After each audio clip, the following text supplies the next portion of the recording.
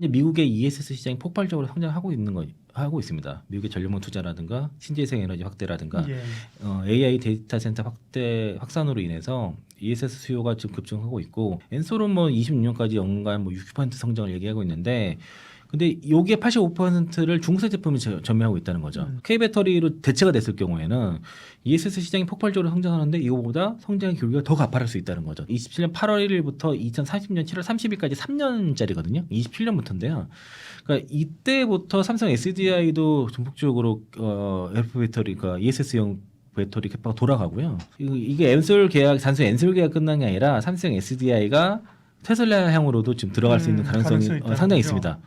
민수의 경제토크 IM증권 이창환 이사님 오셨는데요. 예, 2차 전지의 돌파구, 에너지 저장 장치 ESS 시장 전망, 또 기업들 움직임 구체적으로 살펴보겠습니다. 이 셀 업체들이 실적 발표하기 전에도 사실 지난번에 오셔서 ESS가 굉장히 중요하다 그 말씀을 하셨는데요. 실제 실적 발표를 통해서 중요한 걸로 드러났습니다.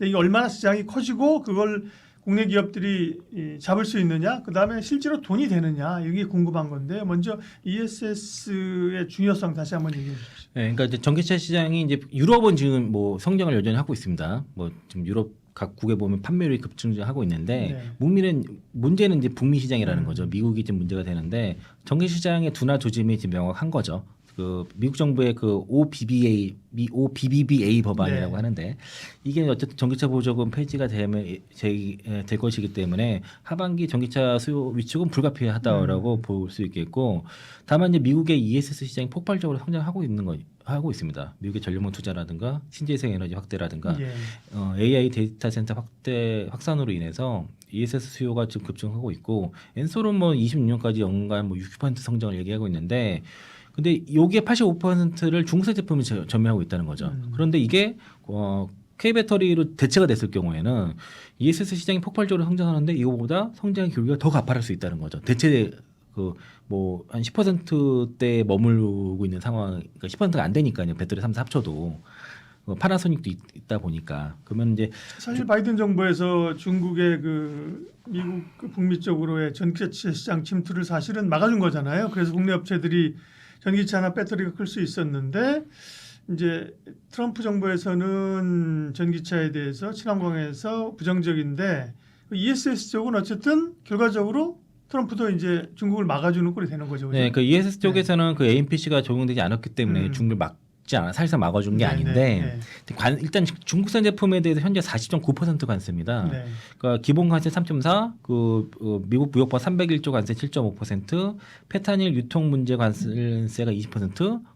일단 현재 국가별 상관세 중국이 현재 10%죠. 뭐 나중에 어떻게 변할지 모르겠지만 이렇게 해서 40.9%인데 내년부터 미국 그 무역법 301조 관세가 7.5에서 25% 상향됩니다. 그러면은 현재까지 중국산 제품에 대한 최대 관세는 58.4%까지 이제 부과될 예정이다 보니까 어쨌든 뭐 한국 업체들에 대한 반사이익에 대한 기대감이 높아지는 것이고, 그리고 중국 정부 어쨌든 뭐 현재 지금 그 첨단 산업 과잉 생산에 대한 우려로 전기차라든가 배터리 감산 검토 중이고 뭐 이러면 배터리 공급망에도 영향을 주겠죠. 그리고 배터리 3사 같은 경우는 현재 이제 북미 시장에서의 지금 빠르게 그 캐파를 늘리고 있고, 엔솔 같은 경우에 이제 그 미시간 공장에서 먼저 이제 그 LFP 배터리 만들고 있죠. 또 이제 애리조나 공장 원래 신규 공장에서 만들려다가 기존 공장에서 먼저 양산이 들어간 것이고요. 또 삼성 SDI라든가 이제 SK온도 ESS 배터리에 대한 뭐 그 SDI는 4분기부터 생산이 되고 SK온도 이거 준비를 하고 있는 상황인데 올해 현지 ESS 배터리 미국 수요가 70기가와트인데 지금 엔솔과 삼성 SDI를 합쳐도 26.5기가와트입니다. 그러니까 두 업체 가지고는 모자라요. 어차피 모자라고 그러니까 빨리 해야 되는 거죠. 왜냐하면 APC를 주기 때문에. 그래서 이제 빠르게 어쨌든 기존의 그 3번기 배터리 생산 시설을 ESS 그러니까 그 용으로 전환하거나 아니면 새롭게 이제 ESS 배터리에 대한 그것도 공급망 구축을 빨리 하는 게 관건이고, 누가 빨리 하느냐에 따라서 누가 그 보조금을 먼저 받느냐 이런 거고요. 테슬라가 LFP 배터리 하는 이유도 그래서 있는 겁니다. 요게 이제 그 테슬라 자체도 뭐 그 메가팩에 들어가는 그 ESS를 다 중국 업체에서 조달하고 있는데 그게 이제 엔솔이 처음으로 뚫었던 것이고요.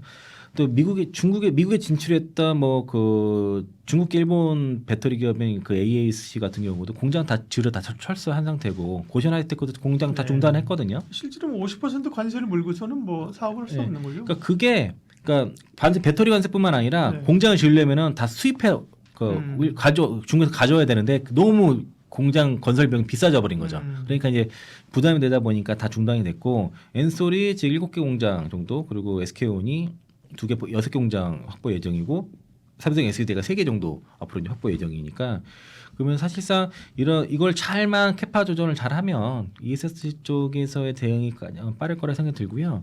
최근에 그 LG 에너지솔루션이 그 테슬라로 추정하는 네, 이제 6조 원. 6조 원 규모의 이제 LFP 배터리 공급 계약 체결했는데 이게 역대 최대 단일 계약입니다. 그러니까 단일 계약권인데 그 27년 8월 1일부터 2030년 7월 30일까지 3년짜리거든요. 27년부터인데요. 그러니까 이때부터 삼성 SDI도 전폭적으로 LFP 배터리, 그러니까 ESS용 배터리 캐파가 돌아가고요. 그리고 최대 뭐 7년까지 연장할 수 있다고 하는데 이게 1차 물량으로 추정을 하고 있습니다. 이게 왜 1차 물량이냐면은 향후에 엔솔가 계속 갈 수도 있고 물량이 늘 수도 있고 줄 수도 있고 그리고 바뀔 수도 있습니다. 일단은 그 대규모 테슬라를 본 이유는 이 정도만큼 물량을 줄 수 있는 소환은 테슬라밖에 없기 때문에 그런 것이고요. 테슬라가 워낙 LFP 배터리 쪽에서 특히 ESS용으로 발주를 많이 하고 있으니까 그런 것인데 이게 삼성 SDI랑 엔솔이랑 경쟁이 붙었던 걸로 지금 알고 있고요. 예. 그 SDI가 그 LFP 배터리가 아니라 NCA 방식으로 그 지금 ESS SBB라고 해가지고 그 삼성 배터리 박스 이런 식으로 해서 그 ESS 시스템을 하고 있는데 거의 엔솔과 버금갈 정도로 굉장히 낮은 가격을 제한했다고 들었습니다. 그래서 향후에 이게 단순히 엔솔 계약 끝난 게 아니라 삼성 SDI가 테슬라 향으로도 지금 들어갈 수 있는 가능성이 상당히 있습니다. 예.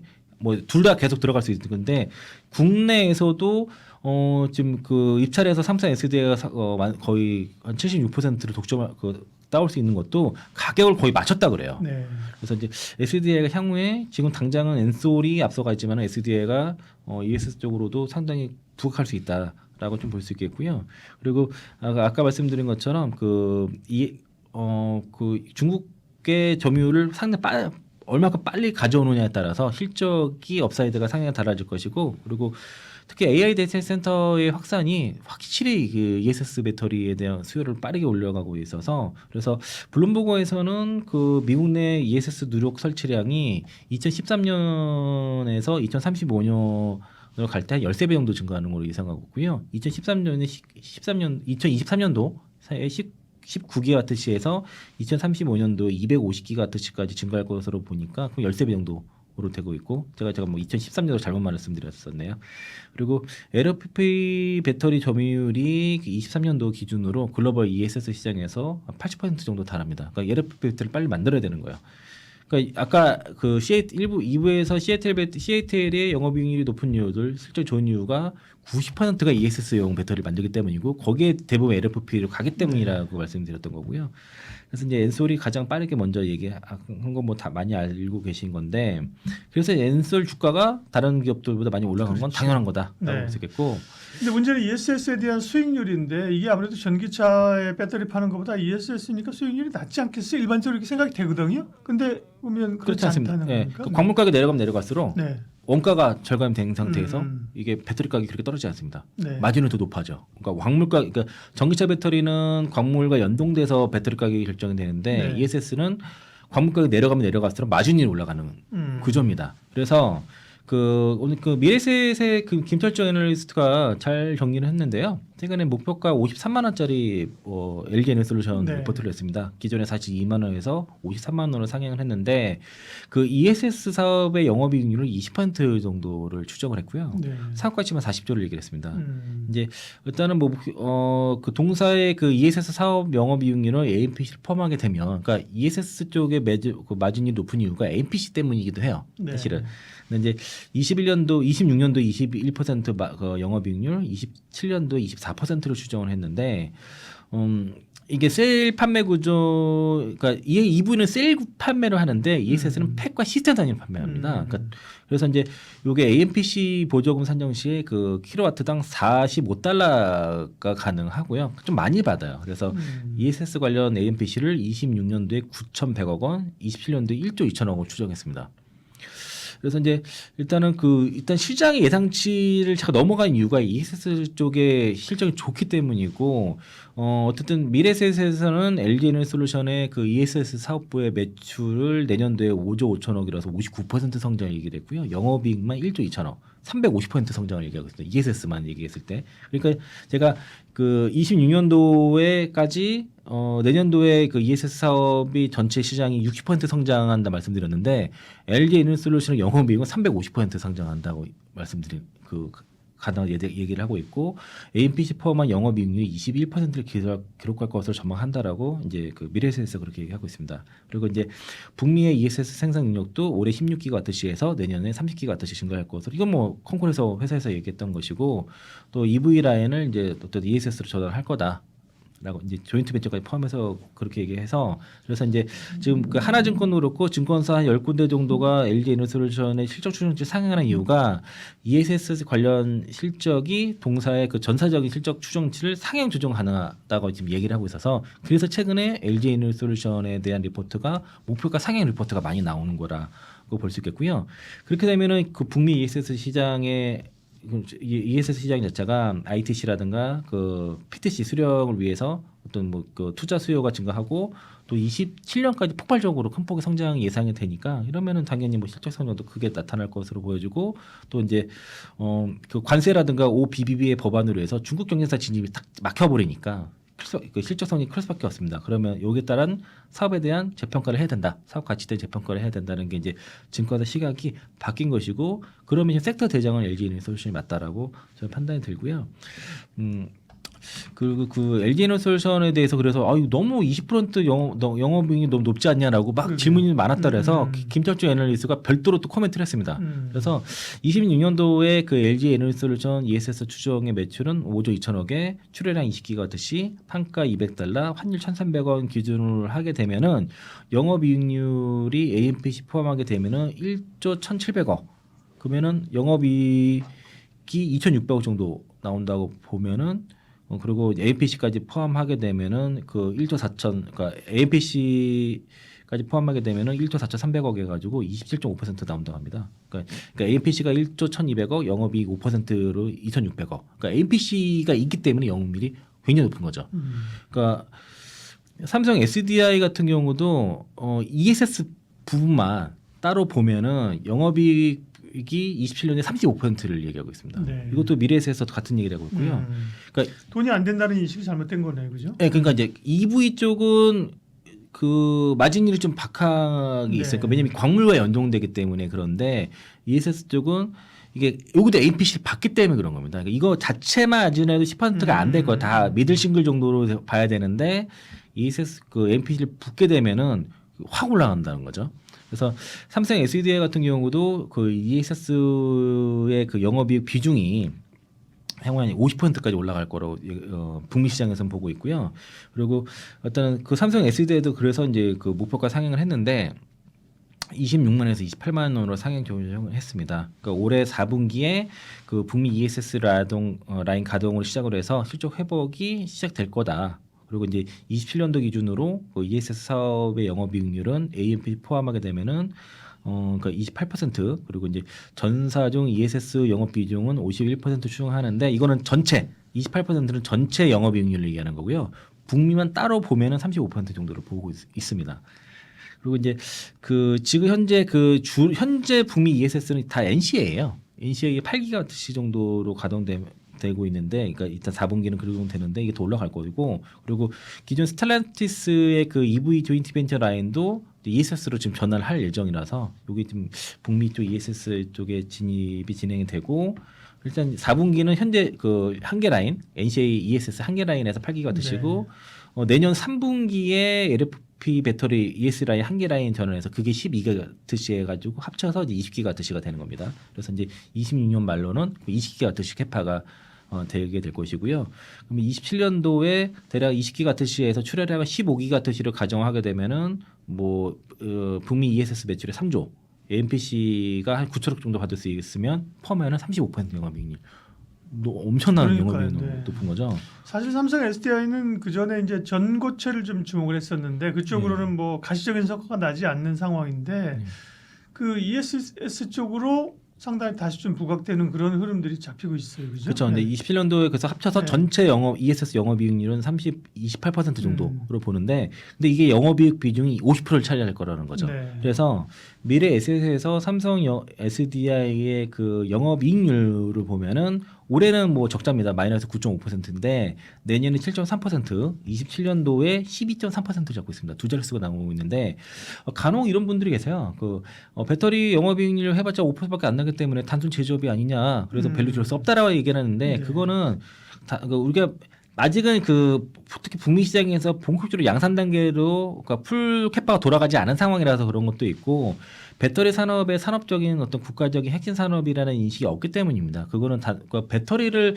단순 그 제조업이라 보는 인식은 좀 잘못됐다고 볼 수 있겠고요. 그리고 특히 영업 이제 이익률 마진에 대한 우려는 일단은 그 ESS 시장이 지금 딱 마진이 많다는 게 보여지는 것이고 CATL에다가 중국 배터리 기업들이 단기적으로 이익률이 높은 이유도 결국 ESS 쪽인데 네. 이거를 그러네요. 특히 북미 시장에서의 우리가 가져올 수 있다는 것. 제가 아까도 말씀드린 것처럼 북미 시장에서의 ESS 배터리 시장의 성장률이 급격하게 올라갈 건데 배터리 3사의 성장률이 더 가파를 거라는 거죠. 특히 LG에너지솔루션의 ESS 쪽에서의 성장률은 한 거의 아까 6배 정도 되죠. 시장의 성장률보다 6배 정도 올라가는 그런 전망을 하고 있다고 볼 수 있겠고요. 그리고 삼성 SDI가 그래도 지금 ESS 쪽에서 국내 시장에서 지금 최근에 그 정부 사업에 대해서 8군데 중에서 6군데 정도를 차지해서 네. 수주 규모 물량으로만 76% 확보했습니다. 의외입니다. LG엔솔이 조금 더 차지하고 삼성이 좀 그거보다 적게 차지할 것 같은데 반대네요, 그죠? 네, 일단은 가격을 거의 비슷하게 제한했다 그래요. 물론 NCA 배터리가 좀 더 비싸겠지만 거의 비슷한 가격에 맞췄고 그리고 사업 규모가 이제 산업통상자원부랑 전략거래소가 총 563메가와트에 대한 그 ESS 그 사업에 대해서 8개 사업자를 선정하면서 한 1조 5천억 규모를 발주를 했는데 여기서 이제 상당히 그 특히 삼성 SD가 참여한 컨소시엄이 전남 6군데를 싹쓸이 했습니다. 그리고 이제 그 LG 엔솔이 제주랑 광양 2군데만 막차를 받았는데요. 뭐 SK오는 뭐 받지 못했고요.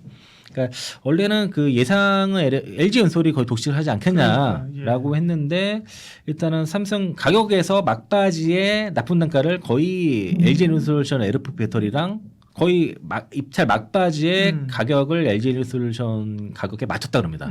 그렇게 하면서 수준으로 낮춰놨는데 비가격 평가에서 우위를 받았다는 거죠. 그 삼성 SDI는 그 ESS 배터리 셀 대부분을 울산 공장에서 생산한다는 걸 강조했습니다. 그게 이제 또 산업 경제 기여도 항목에서 그러면서 높은 점수를 받았고요. 그리고 삼성의 주력 제품인 삼성 배터리 박스라고 하는데 그 SBB 요게 이제 울산과 그 중국 시안에서 공장에 생산되는데 일단 국내 생산이라는 거에 대해서 강조를 많이 했다고 그러고요.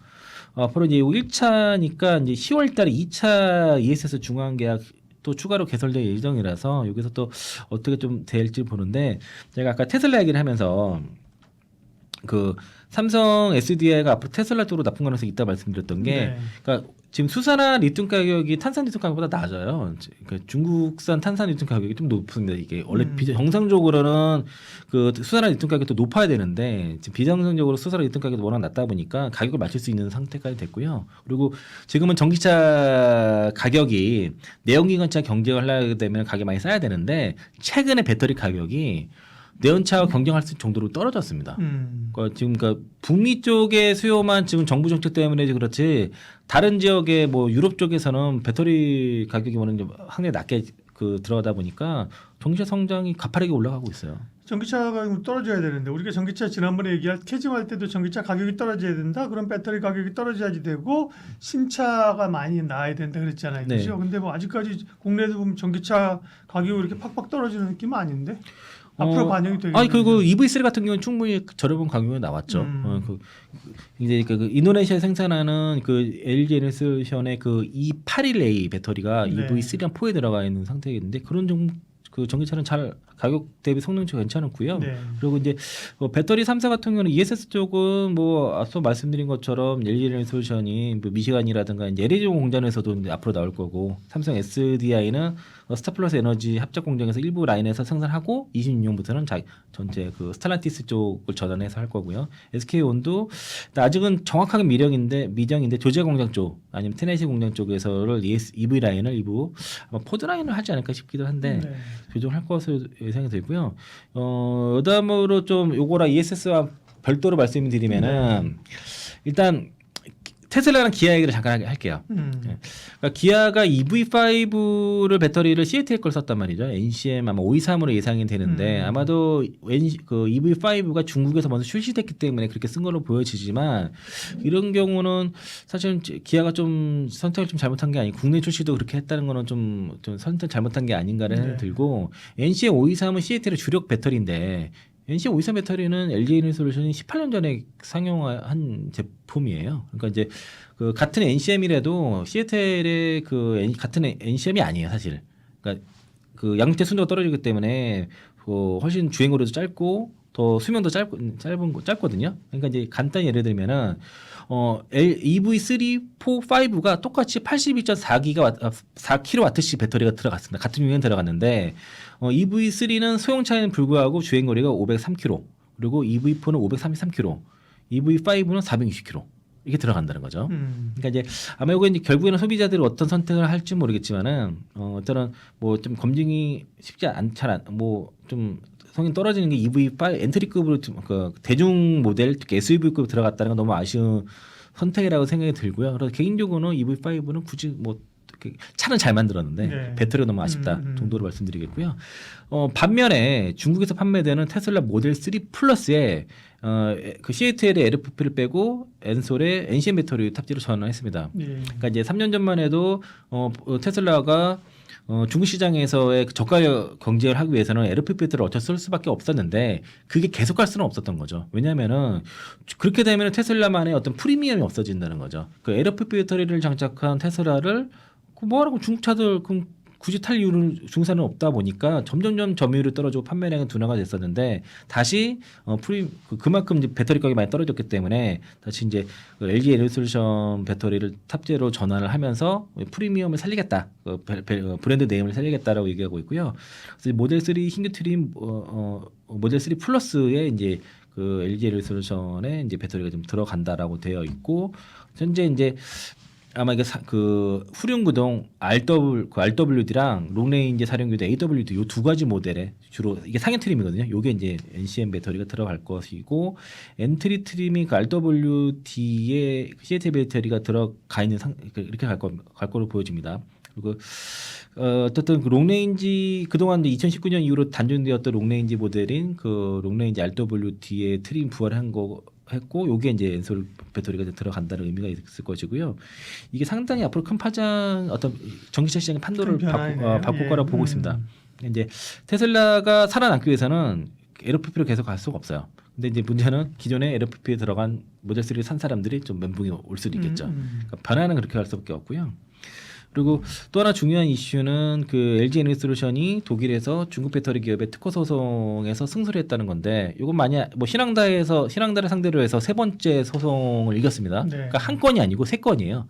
한 군데서 세 건을 다 승소를 했는데 지난번 5월 달은 분리막 기술 관련된 두 건 승소한 거고, 이번에는 이제 그 각형 배터리의 그 전국 조립체 관련 특허입니다. 그러니까 이제 각형 배터리의 이제 그 분리막을 활용해서 전극적인 분리되지 않고 견고하게 그 배터리를 만들 수 있는 이 부분에 대해서 특허 침해에 대해서 이제 승소를 했는데, 이게 전기차 배터리랑 ESS 둘 다 들어가는 그 특허입니다. 그렇게 되면은 단순하게 전기차 배터리만 특허가 침해된 게 아니라 ESS 같은 경우도 어쨌든 그 특허를 판매를 막은 거기 때문에 의미가 있다고 볼 수 있겠고요. 아까 제가 2부에서 말씀드렸던 내용 중에 하나가 중국 배터리 기업들이 유럽 시장에서 점유율이 높은 이유 하나가 단순히 전기차뿐만 아니라 ESS 시장을 거의 삭스를 했기 때문인데, 이번 판결로 인해서 어쨌든 엔솔 입장에서는 핵심 지적자 해석권을 보호를 했고, 특허 무단 사용을 통해서 경쟁사 강경 대응을 해가지고 이거 다 폐기 처분하게 만들었거든요. 판매 금지 앞으로 다.